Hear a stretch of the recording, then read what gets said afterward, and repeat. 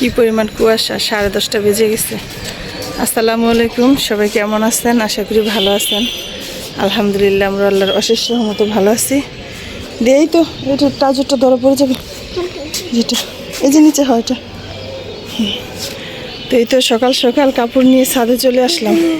এগুলো হচ্ছে কালকে আমি রাত্রে ধুয়ে রাখছি, সকালে শুকাতে দিব বলে। কারণ এই তো ছাদে দেখেন কত কাপড়, ছাদে জায়গা পাওয়া যায় না। তো ভাবছিলাম কালকে তো তাড়াতাড়ি রোদ্র উঠছে, তো আজকেও মনে হয় রোদ্র উঠে যাবে। এই জন্য আজকের আশা রাখি নাই কাপড়, কালকেই ধুয়ে ফেলছি। তো কালকে শুকাতে দেই নেই, যেহেতু রাতের বেলা, এই জন্য তো এখন কাপড়গুলো শুকাতে দিব।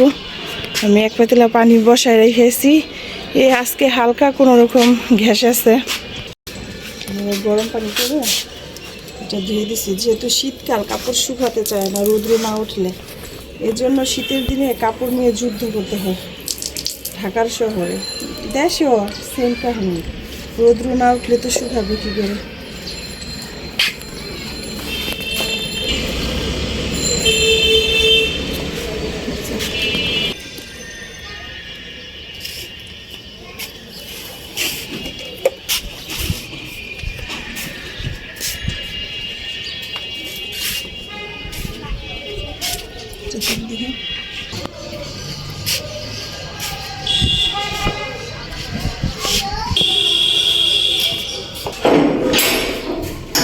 সকাল সকাল উঠে ছাদে থেকে এসে একটু বিছানা পাটি গুছাইতেছে, আর আমি ওদের জন্য ডিম নিয়ে আসছি।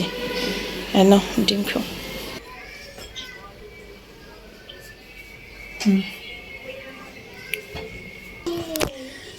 তো আজ হলো বিছানাটা একটু গুছাবো, উঠা দিয়ে ঘর বাড়ি ঝাড়ু মোছা করে আমি হলো থালা বাসনগুলো যে ধুয়ে নিচ্ছি। এদিকে আমি কিছু আলু সিদ্ধ বসাইছি, সকালে নাস্তা খাবো। ভাত আছে, কালকে তো ভাত রান্না করে রাখছিলাম রাত্রে, সকালে গ্যাস থাকে না দেখে তাই। আর এদিকে একটু মাংস আছে, এখন এটা দিয়ে মুনাফকে ভাত দিব, আর দিয়ে এমনি আলু ভর্তা দিয়ে ভাত খাবে। এদিকে হলো আমি একটু রুই মাছ ভিজাইছি, আজকে রুই মাছ ডাল রান্না করবো, আর কিছু রান্না করব না। তো আমি এখন এই থালা বাসনগুলো ধুয়ে নিব।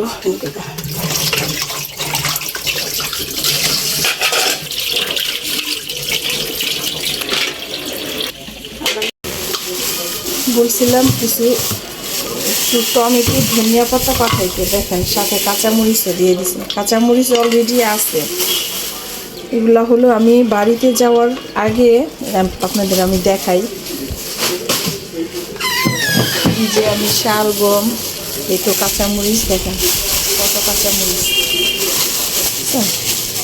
যে কাঁচামরিচগুলো আছে এগুলো থাকতে সিম, এটা সিম, এটা ফ্রিজে ছিল। তারপরে যে শালগম কালকে রান্না করছি, তারপর এখনও দুইটা রয়ে গেছে।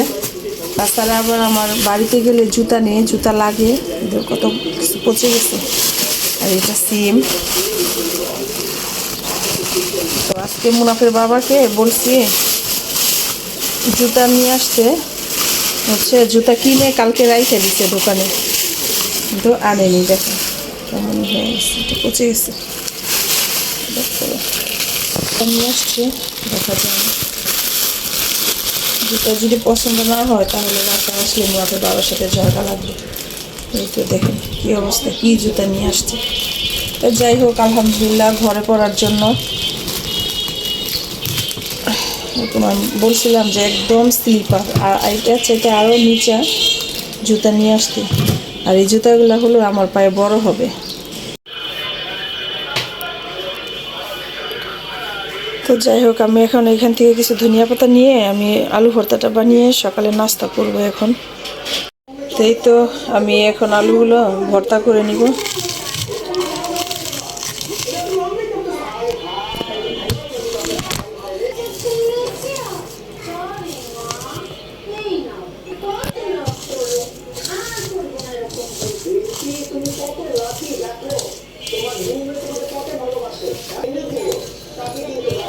আমি এখানে একটু মরিচটা একটু কমই দিছি, বাচ্চারা দিয়ে ঝাল খেতে পারে না।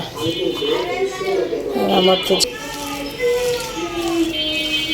ভর্তা দিয়ে ভাতটা মেখে নিয়েছি, সাথে একটা মরিচও নিছি।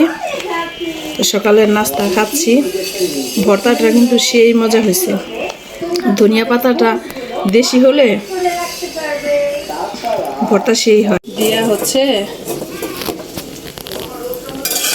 মাংস খাবে না, তাই ওকে বলতেছে আম্মু আমাকে একটা ডিম ভেজে দাও। তো একটু ডিম ভেজে দিচ্ছি। গ্যাস নেই, এই তো গ্যাসের কি অবস্থা, চুলে একদম অফে যাবে এর অবস্থা। আর আমি এদিকে রুই মাছটা ধুয়ে নিছি, আমি এটা ভেজে নিব এখন।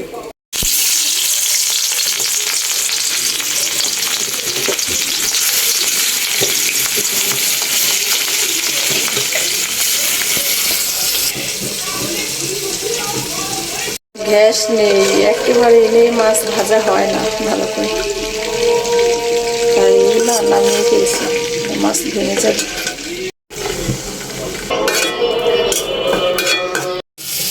তো আমি হলো এখানে কিছু যে মুরগির কলিজা আর হচ্ছে গুঁড়া এগুলো গরম পানিতে সিদ্ধ করে নিচ্ছি।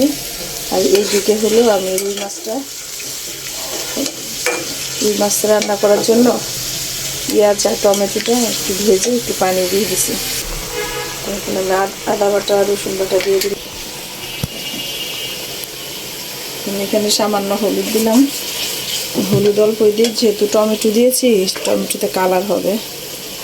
কাঁচামরিচও দিছি, কাঁচামরিচ দেওয়াতে আমি শুকনো মরিচটা একটু কম দিলাম।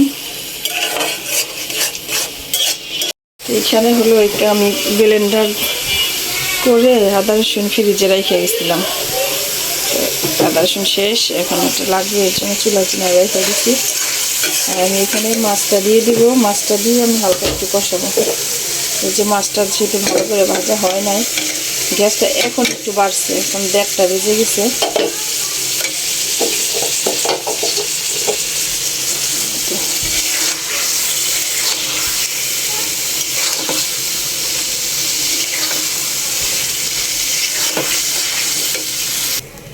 কষানো হয়ে গেছে, এখন পানি দিয়ে দিলাম। নামানোর আগে জিরা গুঁড়ো আর ধনিয়া পাতা দিয়ে নামিয়ে ফেলবো। আর এইদিকে হলো এই যে আমার সেইটা সিদ্ধ করা হয়ে গেছে, এখন আমি পানিটা ঝরাই নিব। তো এখানে আমি গ্যাস চলে গেছে, পরে এখানে আমি কুকারে বসাইছিলাম, তো কারেন্টও চলে গেছিল, এখন কারেন্ট চলে আসছে। এই তো আমার রান্না বান্না শেষ, এখন খাবার পালা। গোসল করে কাপড় ধুয়ে তারপরে আসলাম। এখানে ডাল আছে, রুই মাছ রান্না করেছি। আর এইখানে হলো এই তো এখন বাজে 4টা, সবে মাত্র রান্না হলো। গ্যাস বাড়ছে 3টা বাজে। এগুলা হচ্ছে পাগুলো আমি বেছে নিয়েছি, তারপরে রান্না করলাম। এখন ধোয়া উঠতেছে, মাত্র নিয়ে আসলাম। তো এখন খাওয়া দাওয়া করবো। সবাই ভালো থাকবেন, সুস্থ থাকবেন। আল্লাহ হাফেজ।